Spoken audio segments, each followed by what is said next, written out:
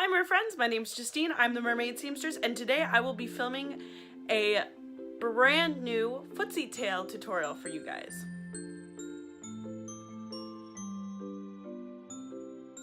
If you don't know what a footsie tail is, it's based off of the kids' tails designed by Mermaid Linden and Body Glove.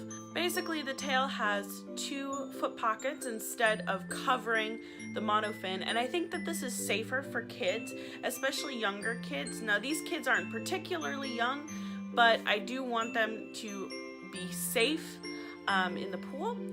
And basically what this allows them to do is stick their feet into the tail and pull it up and then put their monofin on over the tail itself so that you have very easy access to the foot strap. So if you need to get out of your monofin and get out of your tail, you can do so quickly. This tail took me about 2.5 hours to make, and I have filmed the entire process for you. In this tutorial, I briefly cover how to pattern the tail, how to obviously sew the tail, and I'm adding to it an elastic waistband that's adjustable. So you'll see me do that. I will have more in detail tutorials on pattern making and waistbands for you guys later this year. So let's get into sewing these footsie tails. So the first thing I did of course is make my pattern, and you can do it one of 2 ways. The easiest way is to trace your subject out on a piece of paper. However, I didn't have my subject with me, so I used measurements that I quartered and then traced out onto this piece of paper. If you would like to know how to do that, I cover it in super big detail, including the math you do need to compromise for stretch in my basic tail making tutorial. The link to that will be up in the description box below.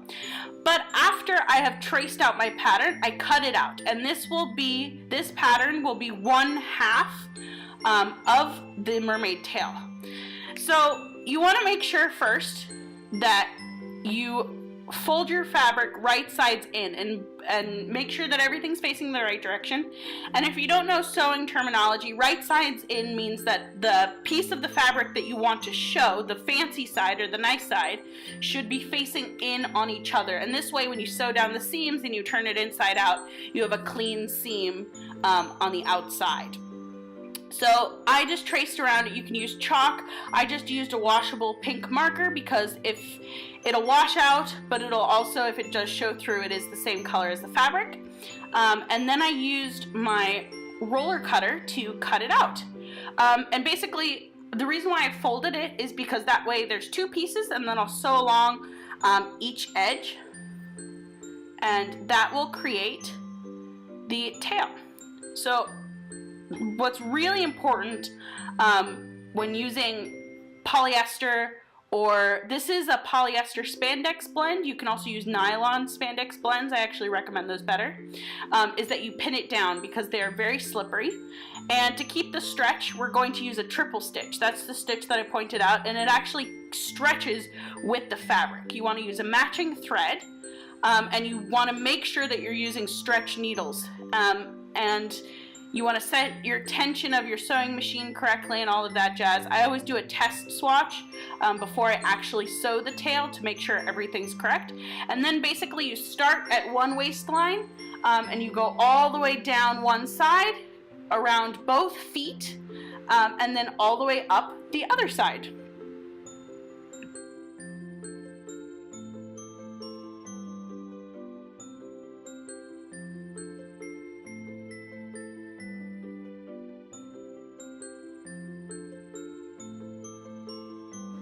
So once you reach the end, this is your toe, you want to make sure that you lift up your foot, your presser foot, to turn it so that you get a really clean corner. You don't want to accidentally make mistakes, and don't be afraid to like lift and set your presser foot. Just make sure that the needle is in there so you don't miss any stitches, and continue sewing so that you can sew all the way up the other side of your tail.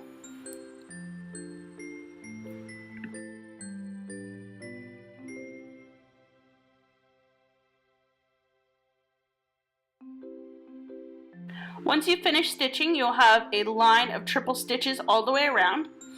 And now we're going to start on the waistband. You can do a waistband many different ways. You can leave it and just zigzag stitch it. I'm going to do a proper waistband today. So I've just sewed around the entirety of the tail with a zigzag stitch, or with a triple stitch, and then I sewed a zigzag stitch to finish the seams. As you can see here, so I did the straight stitch, the triple stitch first, and then I did a zigzag stitch on the ends.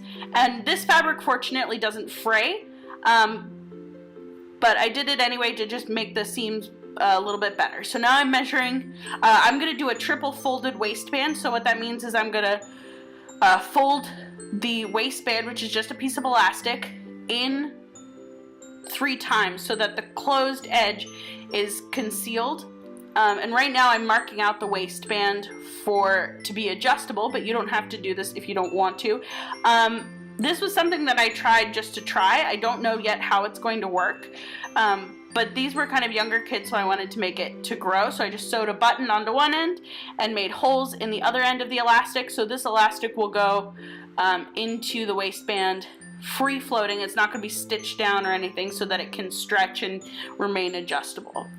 But the markings that I make them 1 inch apart, and then 1 inch away from one of the seams, I cut 2 holes, and those will be the holes where the drawstring is going to come through. So I just folded them once, and then I folded it again, so the inside raw edge is completely enclosed, and I just cut little tabs to mark where those are in case the marker decides to fade. And then I stitched them and I pinned them in place. The first fold I pinned in place, and I did a quick top stitch around that, and then I folded it over again and pinned the second fold in place, and then top stitched around that. So you'll see that as I continue on in this tutorial. What's easiest for me is to use my my hemming arm. So basically it just makes the machine arm thinner so that I can get the tail around the arm, and so that I'm not blocking it. And I also slightly stretch the fabric as I sew it down.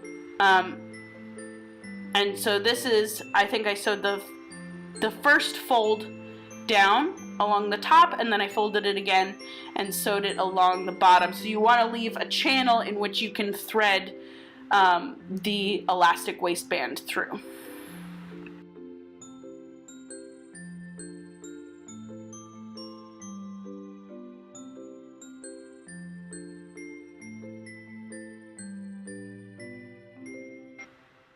So you can see in there are the holes, and I've just stitched it down in 2 places, and now I'm going to thread the elastic waistband through the holes that I made earlier. And the easiest way I find to do this is to attach a safety pin to one side, and then you can use the safety pin as a bodkin and basically go all the way through the drawstring. You might have a little bit of challenge at the seams, but it should take you all the way around, no problem. And then what I do to make things a little bit easier is, while I'm pulling it all the way through, I pin down one side so I don't lose it, and then I finally stitch down one side. And that's pretty much the finished tail when you turn it inside out. So again, we did triple stitch all the way along the waistband, and that's what the waistband looks like, all nice and finished. And there is our beautiful finished tail.